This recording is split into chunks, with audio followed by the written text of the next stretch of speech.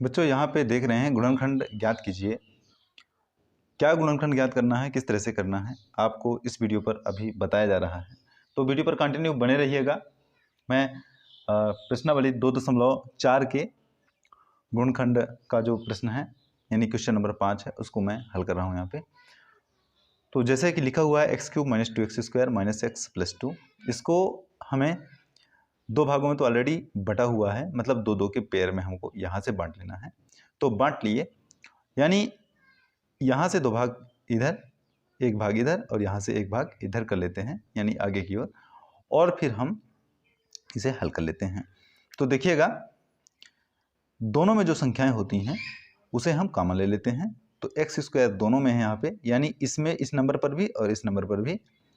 तो यहाँ से x² उठा लिए, क्या बचा बाबू, यहाँ पे 2 बचा, माइनस है तो माइनस लिख दो। और यहाँ से x² उठा लिए, देख रहे हैं यहाँ पे 3 ठो x है, जब x² उठा लिए तो सिर्फ x बचा, x - 2। अब ये बात ध्यान होना चाहिए आपको कि जो x - 2 है आगे वाले स्टेप पर भी इतना ही आना चाहिए। अब हम देखते हैं यहाँ पे क्या ले लेते हैं जो दोनों में हो। यहाँ से x में 1 का गुणांक है और 2 में भी 1 का गुणांक है, कुछ नहीं है फिर भी, तब 2 1 कम 2 कर देते हैं, क्योंकि यहाँ पे -2 हमने कॉमन ले लिया था, -1 कॉमन ले लेते हैं तब। तो जब -1 कॉमन लेते हैं तो क्या बचेगा, -2 बच जाएगा यहाँ पे, और ये -x का +x हो जाएगा। देखिए x - 2 और x - 2 जो है हमारे पास यहाँ पे एक जगह लिखने का मौका मिल गया, हमें लिख दिए हम।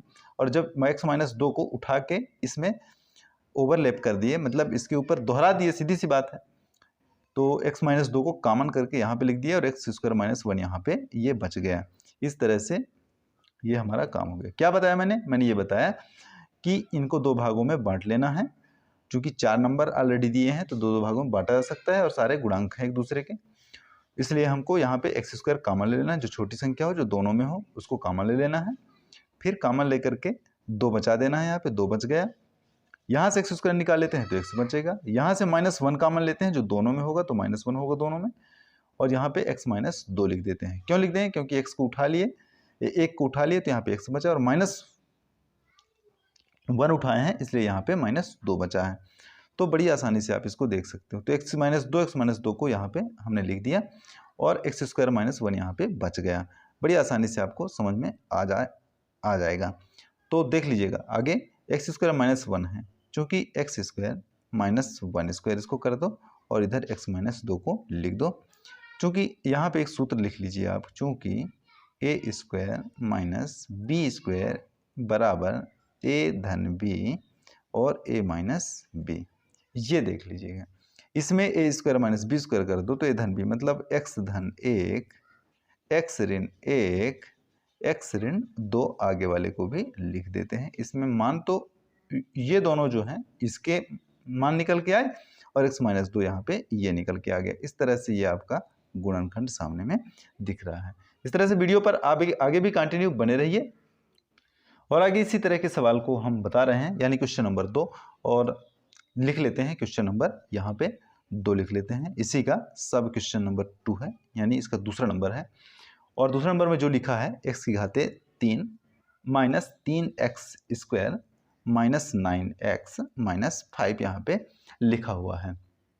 इसको हम किस तरह से हल कर लेते हैं, तब आपको क्या मिल जाएगा, देखिएगा। यहाँ पे हमको x³ करना है, फिर सॉल्व लिख लेना है, आगे पीछे हो गया। x³ करते हैं, -3x² किस तरह तोड़ते हैं कि दो भागों में टूट जाए और जोड़ने घटाने पर 3x² भी आ जाए।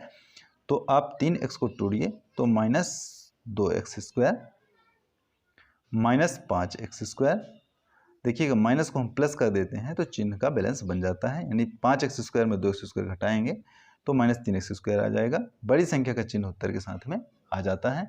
अब देखिएगा आगे की ओर, माइनस जो 9x है उसको क्या कर देते हैं, +x -10x कर देते हैं, यानी 10x में 1x घटाएंगे 9x -9 बन जाएगा, क्योंकि बड़ी संख्या में ऋण का चिन्ह लगा है, और माइनस यहाँ पे 5 आ जाएगा। इस तरह से इसको भी आपको लगा लेना है। आगे देखिएगा, इस x को हमको, चूंकि 2x² 5x² एक जगह है, इसको अलग अलग दोनों भागों में बांटना होगा हमको। तब अगला स्टेप लेंगे, x³ धन 2x², x को यहाँ पे ले आएंगे, धन x -5x² लिख देंगे, -10x और -5 5 लिख देंगे। बड़ी आसानी से आपसे ये सवाल समझ में आपको आता होगा।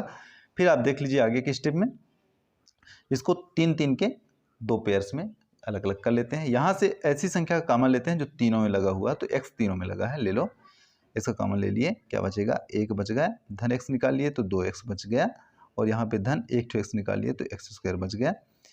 अब यहाँ भी एक ऐसे नंबर का कॉमन लेते हैं जो सब में होगा, तो क्या होगा, सब में 5 ले लेते हैं, तो -5 को सब में ले लेते हैं, तो -5 उठा लिए तो 1 बचा, और प्लस में 1 बचा, 5 दूना 10, यानी यहाँ पे 2x हो जाएगा, और यहाँ पे 5 उठा लिए तो x² हो जाएगा। यहाँ पे माइनस का प्लस हो जाएगा, क्योंकि -5 हमने उठाया था, तो माइनस का उठा लिए तो अंदर के सारे चिन्ह उल्टे हो गए।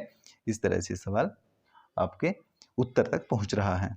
तो x² धन 2x धन 1 को एक जगह लिख दो, तो लिख देते हैं यहाँ पे x² धन 2x धन 1 लिख दिए एक जगह, और क्या बचा हमारे पास, x - 5 बचा, जिसको भी हम एक जगह लिख दिए। अब सवाल के अगले पड़ाव पर हम पहुंचते हैं, जहां पे आपसे इसके हल को पूछा जा रहा है और हम बता रहे हैं। तो x - 5 तो जस का तस ज्यों का त्यों लिख देते हैं हम। हमें और आगे क्या लिखना है, x² धन 2x धन 1 को फिर तोड़ना है ताकि इसका गुणनखंड किया जा सके। तो x² धन 2x धन 1, यानी x² को तोड़ लो, धन 2x मतलब x धन x, तो 2x नहीं हो गया, और धन 1, भैया 2x को, इस वाले 2x को हमने तोड़ दिया, नीचे जो 2x है उसको हमने तोड़ दिया, तो x और x प्राप्त हो गया हमको, धन 1 हो गया।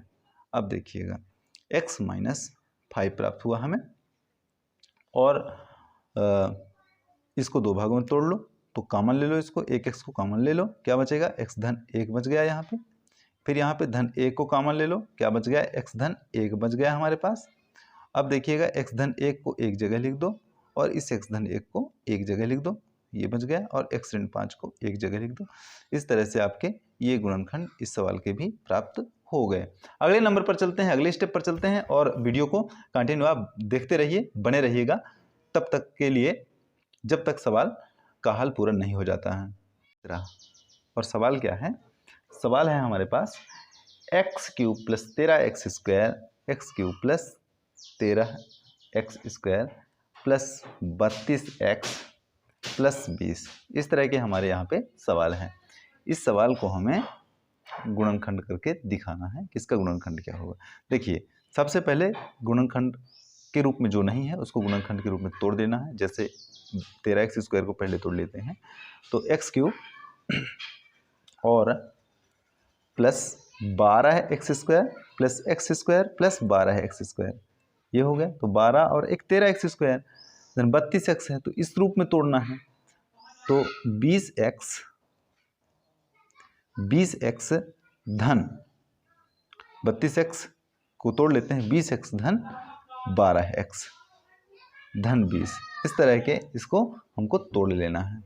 अब क्या करना है कि x³ दोनों x² एक जगह है, दोनों को दूर दूर कर देते हैं, धन x², और 12x को यहाँ पे ले आते हैं, धन 12x, और ये वाला 12 जो है को अलग कर देते हैं, धन 20x यहाँ पे कर लेते हैं, और यहाँ पे धन 12x² धन 20 कर देते हैं। बिल्कुल आसान है, इसको चाहोगे तो कम से लगा लो, x³ धन x² धन 12x धन 12x², ये धन है 12x² धन 20x, और धन 20 लग जाएगा यहाँ पे। अब बड़ी आसानी से इसको कर सकते हो आप। देखिएगा, दो को इसको हम पेयर बना लेते हैं, और उस हिसाब से यहाँ से क्या लेते हैं कॉमन, x² कॉमन लेते हैं, क्या बचेगा, x धन 1 बचेगा हमारा। भैया x² उठा लिए तो 1 बचा, और यहाँ पे x बचा, यहाँ पे 12x उठा लिए, 12x उठा लिए, तो 1 धन x या x धन 1 बचेगा।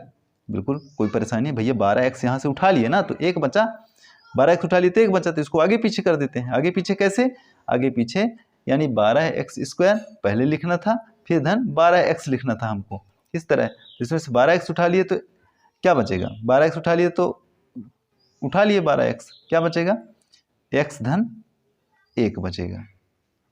ठीक, तो इस तरह से हमने उठा लिया। अब क्या बचा, यहाँ पे 20x है, तो यहाँ पे हमने 20 उठा लिया, तो दोनों में है, क्या बचेगा हमारे पास, x धन 20 बचेगा, x धन 1 बचेगा, x धन 1 बचेगा। उस x धन 1 को हमने यहाँ डिनोट कर दिया।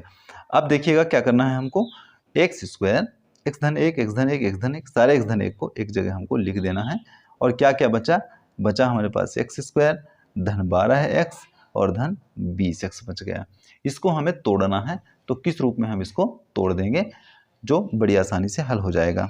देखिएगा x धन 1 है हमारे पास यहाँ पे, और आप देखिएगा एक्स स्क्वायर धन 12x, इसको भी हम तोड़ते हैं तो एक्स स्क्वायर धन 10x धन 2x धन 20, इसको भी दो भागों में पुनः तोड़ेंगे तब इसका हल निकलेगा। तो x धन 1 कर दो यहाँ पे लल्ला, और यहाँ पे क्या करोगे x, यहाँ पे 10x है ना, इसको दो भागों में तोड़ लिए हैं, यहाँ से कॉमन ले लिए तो x 1 ले लिए कॉमन, क्या बच गया हमारे पास, इसको बड़ा कोष्टक बना लो। जब x को कॉमन ले लिए यहाँ से क्या बचेगा 10 बचेगा। यहाँ पे x से कॉमन ले लिए तो एक x, तो x धन 10 हो गया यहाँ पे।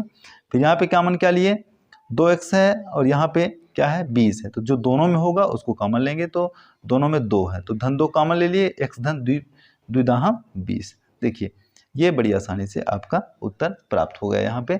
अब देखिएगा x धन 1 यहाँ पे हुआ है हमारा, और x धन 10 दोनों को कॉमन ले लेते हैं, तो दोनों को लिख के यहाँ पे रख देते हैं और x धन 2 को यहाँ पे रख देते हैं। इस तरह से आपका ये पूरे का पूरा जो है गुणनखंड प्राप्त हो गया बड़ी आसानी से। और धैर्यता के साथ में इस वीडियो को देखिएगा, बिल्कुल आसानी से आपको ये सब सारे सवाल बन जाएंगे। इसी तरह से प्रश्न नंबर 4 का भी सवाल है, उसको ध्यान से देखिएगा, तब तक मैं इस पेज को लगा लेता हूँ। तो इस तरह से आप यहाँ पे सवाल पर पहुँच गए हैं, यानी 2y की घात 3 धन y स्क्वायर और 2y ऋण 1 यहाँ पे जो लिखा हुआ है इसको हम इसी दृष्टि से हम लगा देते हैं ताकि हमारा गुणनखंड प्राप्त हो जाए। तो क्या करेंगे, सबसे पहले दो भागों में इसको बांट लेते हैं। क्या दोनों में लिखा हुआ है यहाँ पे y स्क्वायर, तो कॉमन ले लेते हैं, y स्क्वायर निकालिए तो 1 बच गया हमारे पास, और यहाँ पे धन लिख देते हैं। 2y क्यूब है, यहाँ से y स्क्वायर निकल गया तो 2y बचा, 2y + 1, और यहाँ पे -1 उठा लेते हैं जो दोनों में लिखा हुआ है। क्या प्राप्त होगा हमें, -1 उठाए तो 2y + 1 हमको प्राप्त हो गया। बड़ी आसानी से इसको आप लगा रहे हो और आपको समझ में भी आता होगा। 2y धन 1 को यहाँ आप लिख दो और y स्क्वायर ऋण 1 को यहाँ पे लिख दो, यानी 2y धन 1 दोनों को कॉमन ले लिया हमने और y स्क्वायर ऋण 1 को यहाँ पे हमने लिख दिया। अब क्या करना है हमें, अब आपको समझ में बिल्कुल आ जाएगा, क्योंकि y स्क्वायर ऋण 1 स्क्वायर करना है। इसको किस फॉर्म में करना है, इसको करना है a स्क्वायर ऋण b स्क्वायर के फॉर्म में, क्योंकि a square minus b square बराबर a धन b और a माइनस b, इतना हो जाता है। तो y धन 1 कर देते हैं इसको, और y ऋण 1 कर देते हैं, और 2y धन 1 कर देते हैं। ये हमारा समीकरण का गुणनखंड प्राप्त हो गया। बिल्कुल आसानी से इस वीडियो को आप समझ गए होंगे, तो वीडियो पर बने रहिए, मस्त रहिए, जबरदस्त रहिए, स्वस्थ रहिए, यही है ईश्वर से कामना हमारी। बहुत बहुत धन्यवाद।